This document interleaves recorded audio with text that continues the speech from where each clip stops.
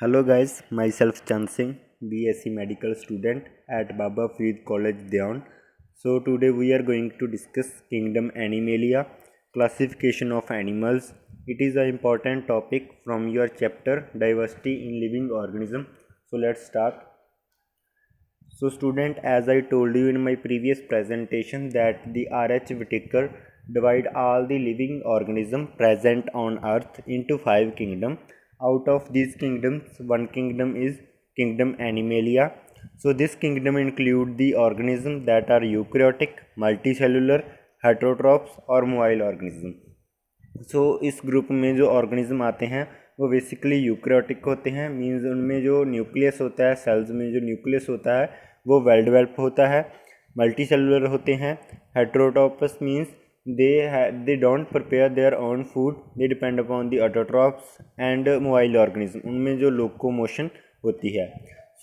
This kingdom is further classified into the phylums on the basis of these terms given below. First is level of organisation. अगर आप in terms को अच्छी तरह से पढ़ लेंगे तो आपको किंगडम एनिमेलिया को पढ़ने में दिक्कत नहीं होगी. These terms are the first is level of organization. What is the level of organization? Level of organization is we can say that the organism have a cellular level of organization, tissue level of organization, or organ level of organization. On the basis of their level of organization, we divide kingdom Animalia into further phylums, and the other is body symmetry. Body symmetry क्या होता है कि हम जो organism हैं उनको किन axis पर हम उनको इक्वल पार्ट्स में डिवाइड कर सकते हैं. If the organism is divide into 2 parts equally through only one axis. For example as humans हैं, हम एक ह्यूमन को 2 इक्वल पार्ट में डिवाइड कर सकते हैं through only one axis. These are known as bilaterally symmetrical. The organism which can be divided into 2 equal parts through more than 2 axes. These organisms are known as with radial symmetry. For example starfish होती है, उनको हम more than 2 axes से equal parts में divide कर सकते हैं. आगे हम उनको पढ़ेंगे भी. Next is germinal layers. हमारे जो लेयर्स होती हैं उनके बेसिस पर हम किंगडम एनिमेलिया को फर्दर डिवाइड करते हैं. लेयर्स क्या होती हैं, जैसे कि 2 टाइप्स के होते हैं इनके बेसिस पर, डिप्लोब्लास्टिक और ट्रिप्लोब्लास्टिक.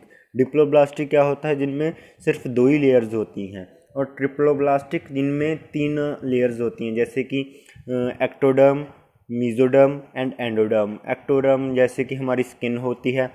मीजोडर्म जैसे हमारे फैट टिश्यू हैं स्किन के नीचे, और the endoderm is the layer of the organs, जैसे हार्ट की लेयर होगी, लीवर की लेयर होगी, that is endoderm. We divide organism into two parts on the basis of germinal layer, that are the diploblastic having 2 layers and the triploblastic having 3 layers. Next is the nature of coelom. This is a cavity. If the organism is without cavity, without body cavity, that is known as acoelomate, or organism with false cavity, that is known as pseudocoelate, or the organism with true cavity is known as the coelomates. ठीक है. Next is the segmentation. If the body of the organism divided into the parts, or we can say that into the layers, we can say that there is a segmented body. For example जो arthropods होते हैं, जो annelids होते हैं, जो हम आगे next करेंगे, उनकी जो बॉडी होती है वो सेगमेंटेड बॉडी होती है. Next is presence of notochord. इनके बेसिस पर हम ऑर्गेनिज्म को 2 पार्ट्स में डिवाइड करते हैं. फर्स्टली इज वर्टिब्रेट, जिनमें नोटोकॉर्ड प्रेजेंट होती है, एंड सेकंड जिनमें नोटोकॉर्ड नहीं प्रेजेंट होती है, that are known as invertebrates. We are going to study the phylums that are present under this kingdom, the kingdom Animalia. First phylum is Porifera. This phylum include the organism that have pores in their body. So इनमें जो हम level of organisation की बात करें तो इनमें cellular level of organisation होता है। So as I written that their body is not differentiated into the tissue. So इनमें जो बॉडी होती है वो हार्ड स्केलेटन से कवर होती है। इनकी बॉडी पर स्पॉन्जेस होते हैं, इन्हें इसीलिए स्पॉन्जेस भी कहते हैं। So these are mainly include in organism that are aquatic, जो पानी में रहते हैं। That organism are come under this phylum. So examples are cyclones, spongilla, etc. So these organisms have special character that they have a pores in their body. The point to be remembered that these organisms have pores in their body. So next is coelentrates. So coelentrates में जो single opening होती है। सो इनमें जो coelomates organism हैं जी, इनकी जो हम जर्मिनल लेयर की बात करें तो इनमें 2 लेयर्स होती हैं, therefore they are diploblastic. So इनमें जो एग्जांपल आती हैं hydra, jellyfish, sea anemone. So next phylum is platyhelminthes. So जो इनमें जो ऑर्गेनिज्म होते हैं वो फ्लैट होते हैं, उनकी जो स्ट्रक्चर होती है वो फ्लैट होती है, इसीलिए हम इन्हें फ्लैट वॉर्म भी कहते हैं। सो इनकी जो बॉडी होती है, हम जर्मिनल लेयर्स की बात करें तो ये ट्रिप्लोब्लास्टिक होते हैं। इनमें 3 लेयर्स प्रेजेंट होती हैं, एक्टोडर्म, मेसोडर्म एंड एंडोडर्म। सो इनमें जो सीडोसिलोमेट होते हैं, इनमें जो प्रॉपर जो ट्रू कैविटी प्रेजेंट नहीं होती है। सो इनमें ऑर्गन लेवल ऑफ ऑर्गेनाइजेशन है वो एब्सेंट होता है, only tissue level of organisation होता है। So these are the free living और पैरासाइटिक दो। सो ये पैरासाइटिक मोड भी हो सकता है इनमें और फ्री लिविंग भी हो सकते हैं। So examples are planaria, liver fluke, tapeworm. So next is nematodes और निमेथेलिमेंथस। सो इनकी जो बॉडी होती है वो बायलेटरली सिमेट्रिकल होती है। इनकी जो बॉडी होती है हम उनको एक एक्सिस से 2 पार्ट में इक्वली डिवाइड कर सकते हैं। सो 3 लेयर्स प्रेजेंट होती हैं, 3 germinal layers. So these are the triploblastic, cylindrical in shape होते हैं। सो इनमें जो कैविटी होती है, ट्रू कैविटी वो प्रेजेंट नहीं होती, therefore they are pseudocoelomate. So examples are round worm, pin worm, parasite और Wuchereria bancrofti is the main example of the nematodes.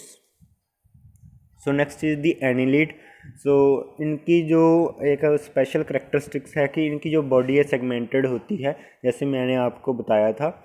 सो इनमें जो body cavity, true body cavity present होती है, therefore these are known as coelomates organism. So इनमें जो organ level है वो present होता है। So these organism include earthworm and leech. So next is the arthropod, biggest phylum in the kingdom Animalia. So these phylum include specially the insects. So इनकी जो body होती है वो एक काइटन के स्केलेटन से प्रेजेंट होता है, इनकी बॉडी के ऊपर कवर होती है। सो दिस जैसे कि मैंने आपको बताया कि this phylum include large group of animals. So circulatory system इनमें ओपन होता है। सर्कुलेटरी सिस्टम ओपन का मतलब है कि इनमें जो प्रॉपर ब्लड वेसल्स ब्लड के ट्रांसपोर्ट के लिए प्रेजेंट नहीं होती हैं। So therefore their circulatory system is open. So इनमें जो एग्जांपल है cockroach, house fly, spider, prawn, scorpions. So next is mollusca. इनकी जो बॉडी होती है वो हार्ड स्केलेटन से कवर होती है, सर्कुलेटरी सिस्टम इनमें भी ओपन होता है। सो किडनी लाइक ऑर्गन प्रेजेंट होता है इनमें एक्सक्रीशन के लिए। सो इनका मेन करेक्टरिस्टिक्स है ये। सो मस्कुलर फीट होते हैं लोकोमोशन के लिए। सो इनमें जो एग्जांपल है आपने देखा ही होगा, स्नेल के ऊपर हार्ड कवरिंग होती है। Octopus is another example. So next is echinodermatas. इनमें जो स्पेशल करेक्टरिस्टिक है कि इनकी जो बॉडी होती है वो रेडियली सिमेट्रिकल होती है, जैसे कि मैंने आपको बताया था radially symmetrical that there is a more than 2 axis of dividing the organism. So हम इनको इक्वली पार्ट्स में डिवाइड कर सकते हैं, more than 2 axis of symmetry. That the for example starfish होती है, जैसे इनको हम एक से ज़्यादा प्लेन से इक्वली पार्ट्स में डिवाइड कर सकते हैं। Animals have well developed water canal system, इनमें ये स्पेशल करेक्टर होता है। सो इनका जो स्केलेटन होता है वो कैल्शियम कार्बोनेट से बना होता है। सो इनमें एग्जांपल है स्टारफिश और सी अर्चन। Next is Protochordata. So Protochordata का स्पेशल करेक्टर है कि इनमें जो होता है बायोलेटरली सिमेट्रिकल होते हैं, ट्रिप्लोब्लास्टिक होते हैं, सिलमेट होते हैं, मतलब कि इनमें ट्रू कैविटी प्रेजेंट होती है।